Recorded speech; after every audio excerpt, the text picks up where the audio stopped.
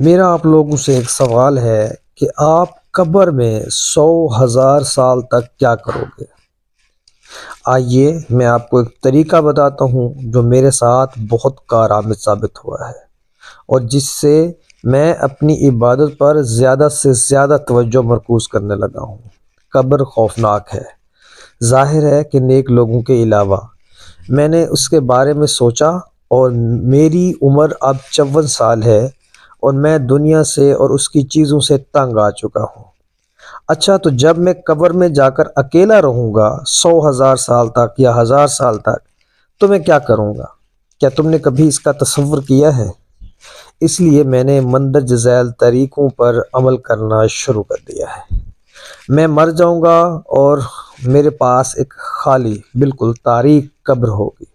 اس قبر کو سامان کی ضرورت ہوگی، لہٰذا میں ہر استغفار کو تصور کرنے لگا جیسے میں اسے اپنی قبر کی طرف بھیج رہا ہوں تاکہ وہ وہاں میرا انتظار کرے اور میری تنہائی کا ساتھی بنے۔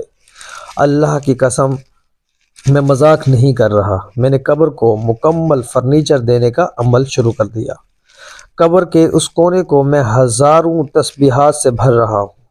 یہاں میرے سر کے قریب کم از کم 300 ختم قرآن ہوں گے۔ ہر رکوع میں یہ تصور کر کے ادا کرتا ہوں کہ میں اسے قبر میں اپنا ذخیرہ بنا رہا ہوں۔ ہر کوئی مجھے چھوڑ کر اپنے گھروں کو چلا جائے گا اور میں اکیلا رہ جاؤں گا، شاید لاکھوں سالوں تک۔ لہٰذا مجھے قبر میں روشنیوں، جنگلوں اور جنت کے جیسے مناظر کی ضرورت ہوگی۔ میں تسبیحات، ذکر، قرآن، تشہد اور صدقہ سب کو اپنے ساتھ تصور کرتا ہوں کہ وہ میرے ساتھ وہاں ہنس رہے ہوں گے اور باتیں کر رہے ہوں گے۔ نبی علیہ السلام پر درود پڑھنا ہماری محفل میں شامل ہوگا۔ یہ زندگی سے بھی زیادہ خوبصورت زندگی ہوگی۔ کیا یہ بہتر نہیں ہے کہ میں وہاں جا کر غیبت، چغلی اور دنیاوی مطالبات میں ڈوبا ہوا پاؤں؟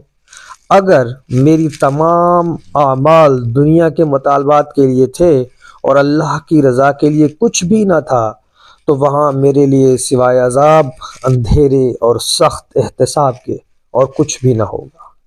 میری آپ سب کو نصیحت ہے کہ آج سے اپنی قبر کو بینک بناؤ، اس میں ذخیرہ کرو، اپنی عبادات کا خوب خیال رکھو۔ اللہ کی قسم، جب تم قبر میں ہوگے تو تم مجھے وہاں سے بھی شکریہ ادا کرو گے۔ اپنی قبر کا اس دنیا میں زیادہ سے زیادہ خیال رکھو۔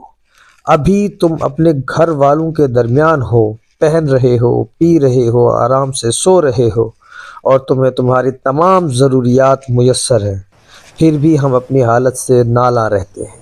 تو سوچو جب تم زمین کے نیچے ہوگے۔ لہٰذا ہر تسبیح کا خیال رکھو اور اس سے کہو کہ وہ مجھ سے پہلے قبر میں جا کر میرا انتظار کرے، ہم وہاں ملیں گے اور میرا بہترین ساتھی اور بہترین ہمدم ہوگی۔ اللہ ہمیں حسن خاتمہ عطا فرمائے۔ اللہ ہمیں ہماری آخرت کو بہتر بنا دے اور ہمیں قبر کے عذاب سے بچائے۔ اللہ ہمیں اپنا ذکر، شکر اور حسن عبادت کی توفیق عطا فرما۔